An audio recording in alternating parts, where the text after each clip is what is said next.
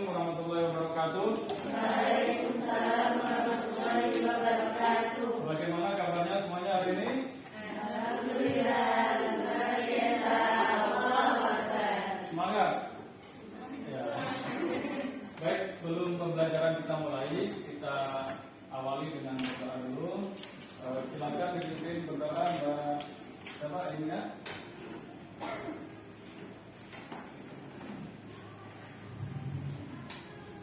Silakan dipimpin berdoa.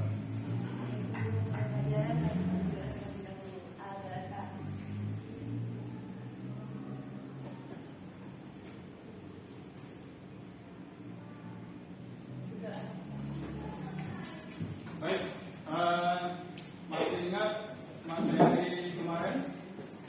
Terakhir apa? Sholat jamak kosor. Sudah ada yang pernah mempraktekannya? Sudah. Susah atau gampang? Gampang ya. Jadi sholat itu sebenarnya tidak berat, ya. Tapi jangan dientengkan. Nah, kali ini kita akan melanjutkan materi tentang sejarah Khulafaur Rasyidin. Ada yang tahu apa itu Khulafaur Rasyidin? Anak-anak? Apa? Khulafaur Rasyidin.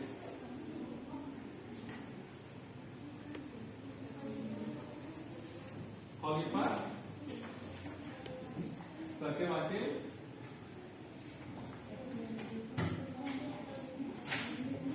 pengganti atau ya, jadi Khulafaur Rasyidin yang terkenal yang ada di setelah kenabian ya, itu ada 4 Khulafaur Rasyidin. Ada yang hafal siapa saja nama-nama khalifah tersebut? Nomor 1 siapa? Abu Bakar. Terus Mbak Lima mana? Nomor 2 siapa? Umar bin Khattab. Yang nomor 3 siapa ya? Safira mana? Siapa? Khulafaur Rasyidin yang nomor 3. Utsman bin Affan. Kemudian Mbak siapa? Ada Mbak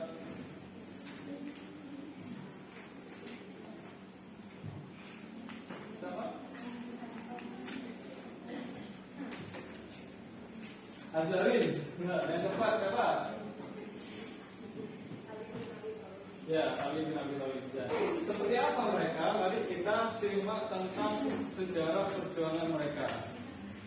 Nah, khalifah adalah sebagai wakil atau duta Allah Subhanahu wa taala.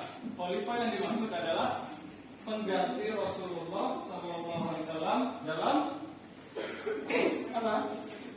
Urusan agama dan dunia sebagai kepala pemerintahan dalam Islam. Itu namanya khalifah. Yang pertama ada khalifah Abu Bakar As-Siddiq. Kenapa disebut As-Siddiq? Karena beliau yang pertama kali membenarkan tentang sejarah Isra Mi'raj. Memimpin selama kurun waktu 2 tahun 3 bulan. Kemudian dikenal dengan sifatnya yang sabar, jujur. Terus namun beliau juga tegas dalam urusan agama. Mendapat julukan As-Siddiq karena orang pertama yang dari peristiwa Mi'raj, termasuk As-Sabiqun al-Awwalun. Ada yang tahu apa itu As-Sabiqun al-Awwalun? Orang pertama yang masuk Islam itu As-Sabiqun al-Awwalun. Jasanya apa? Yang pertama adalah menumpas pemberontakan nabi palsu dan penolak zakat.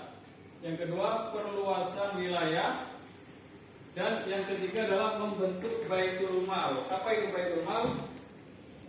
Semacam lembaga amil zakat ya, yang dikelola oleh negara.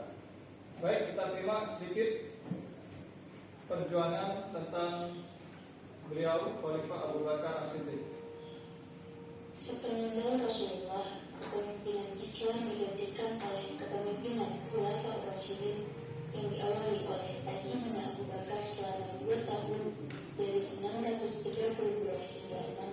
34 Masehi atau 11 hingga 13 Hijri.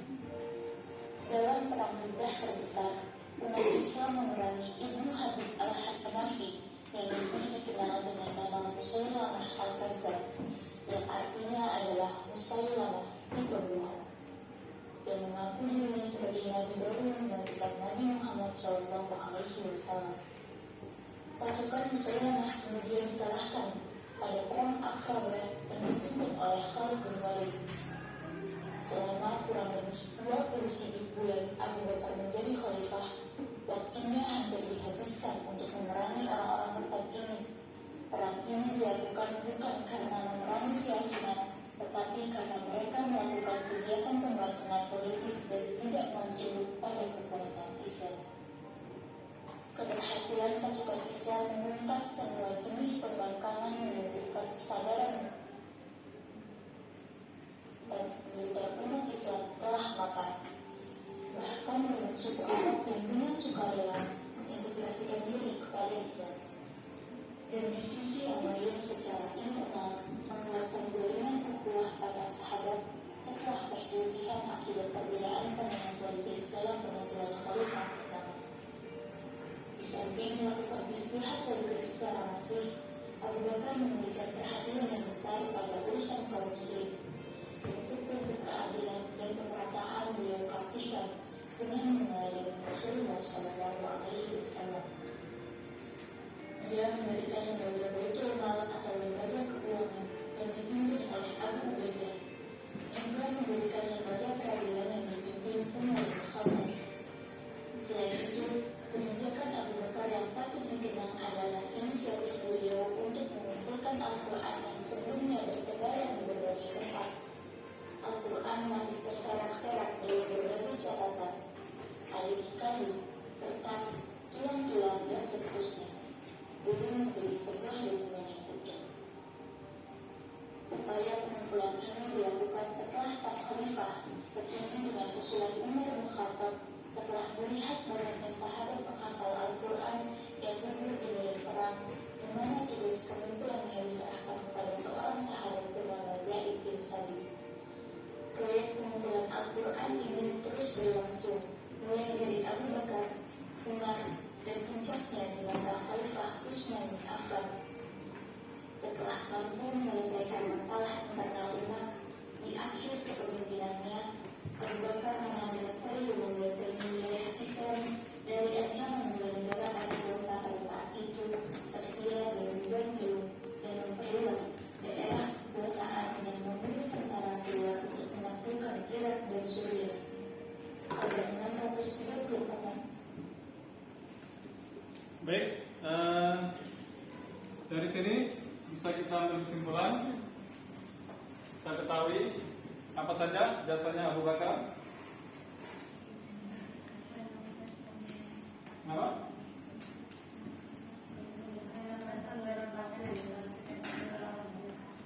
Ya, yang paling terkenal adalah menumpas pemberontakan Nabi palsu yang didukung oleh siapa?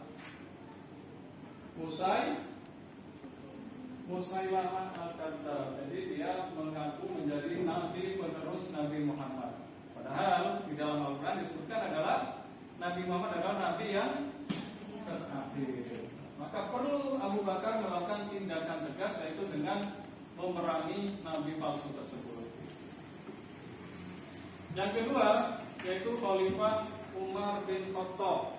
Ya. Kalau kalian mendengar nama Umar bin Khattab, yang terbayang di benak kalian apa? Sahabat Nabi. Terus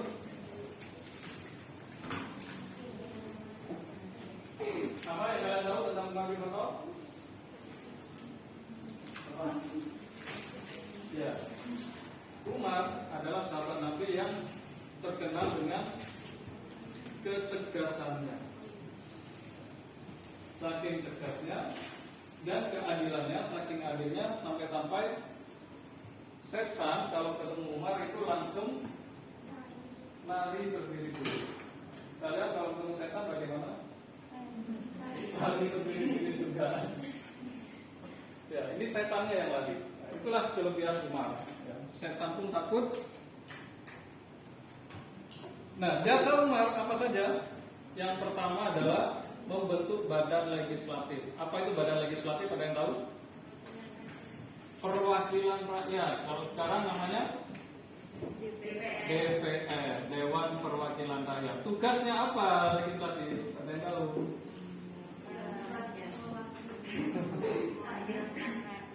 Ya, dia sebagai wakil rakyat bertugas untuk memantau dan mengontrol, mengawasi tugas-tugas dari para eksekutif atau pemerintahan negara. Itu tugasnya mengawasi, mengontrol ya. Itu tugasnya legislatif atau perwakilan rakyat. Harus tahu kenapa kok ada legislatif, ada eksekutif, ada yudikatif ya. Harus dipelajari. Yang kedua adalah perluasan wilayah. Umar membentuk panglima-panglima untuk mengirim pasukannya dalam memerangi kezaliman di muka bumi, dalam menaklukkan negara-negara yang terjajah, negara-negara yang saat itu berada di bawah kekuasaan dua imperium besar. Ada yang tahu apa imperiumnya? Yaitu yang tadi disebutkan Persia dan Roma, Persia dan Romawi saat itu yang kuat. Sekarang pun sama. Yang berkuasa saat ini adalah dua imperium besar. Siapa mereka? Kapitalis dan komunis. Kapitalis dalam hal ini diwakili oleh Amerika dan komunis diwakili oleh Cina dan sekutu-sekutunya. Kemudian yang ketiga, Khalifah Umar membentuk lembaga kepolisian dan kemiliteran. Yang keempat, melakukan ijtihad. Apa itu ijtihad? Ada yang tahu? Azarin? Ainia? Alifah? Ijtihad ya. Apa ijtihad? Bersungguh-sungguh, kesungguhan ya. Artinya dalam hal ini ijtihad adalah mencari solusi, berijtihad untuk menyelesaikan suatu masalah yang masalah tersebut tidak ada di dalam Al-Quran dan hadis. Solusinya tidak ada di dalam Al-Quran dan hadis, maka perlu melakukan namanya ijtihad. Kemudian transparansi kekayaan pejabat. Jadi pejabat-pejabat itu yang ada saat itu kekayaannya diaudit, disampaikan ke publik berapa kekayaan yang dimiliki sebelum dan setelah menjabat. Jangan-jangan sebelum menjabat miskin, setelah menjabat menjadi kaya raya. Nah, itu jadi sasaran itu oleh KPK. Jadi harus transparan. Kemudian membentuk sistem gubernur. Apa itu gubernur?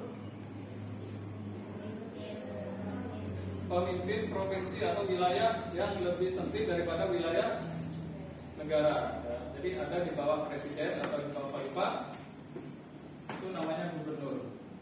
Gelar Khalifah Umar bin Khattab apa? Yang terkenal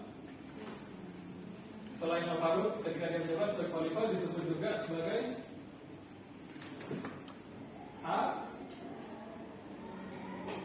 Amirul Mukminin.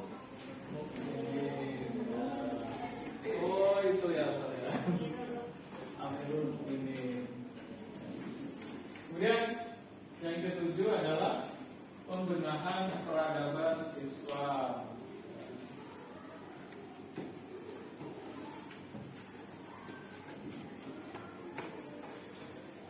Silakan simak videonya tentang Khalifah Umar bin Khattab.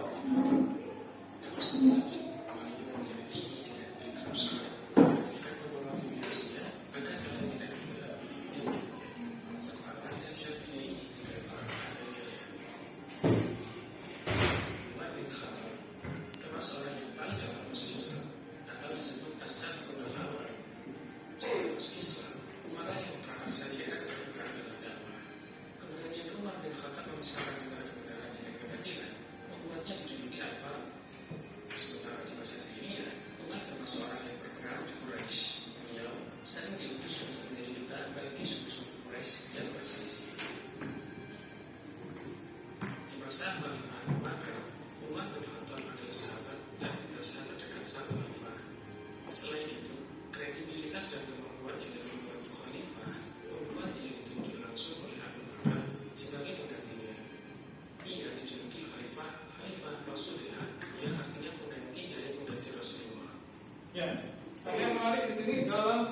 penunjukan Khalifah Umar bin Khattab.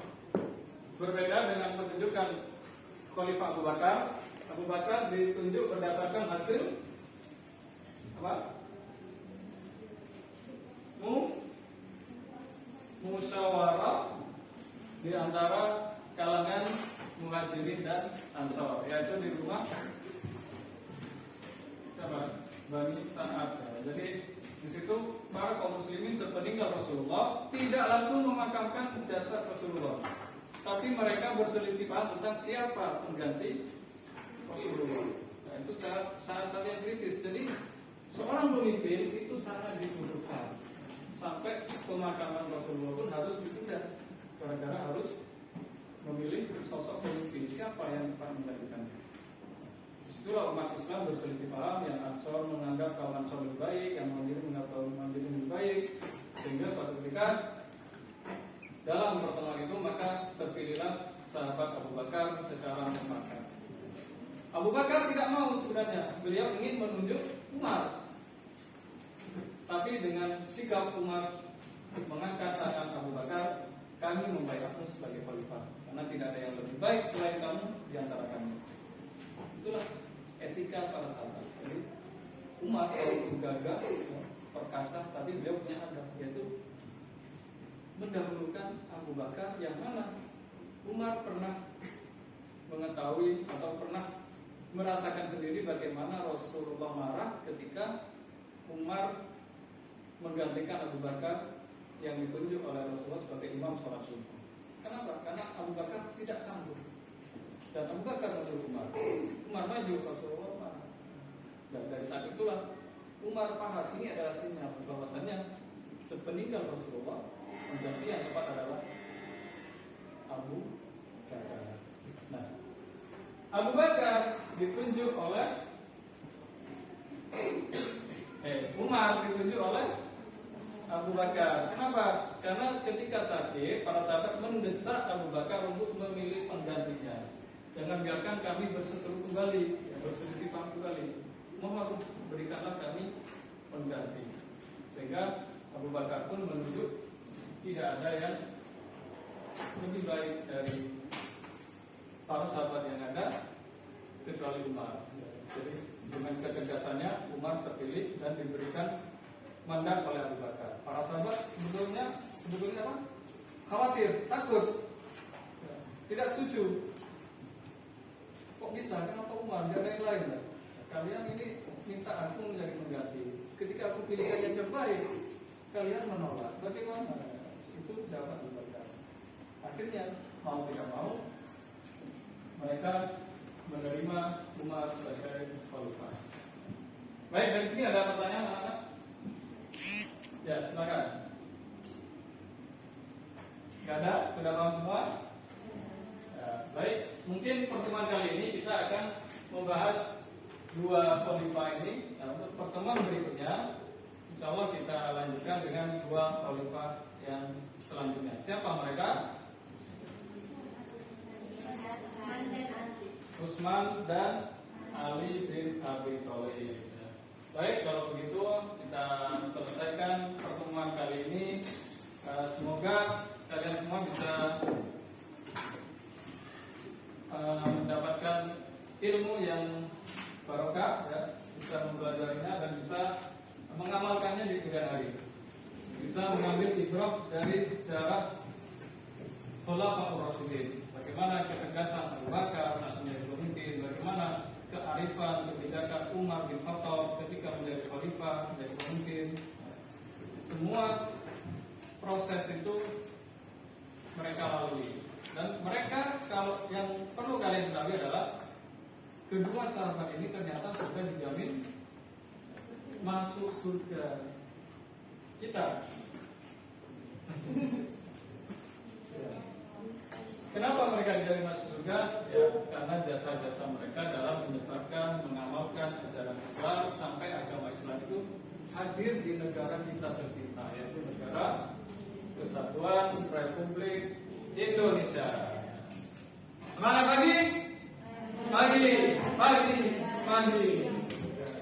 Baik, kurang lebihnya maaf, kita akhiri dengan bacaan hamdalah, alhamdulillah.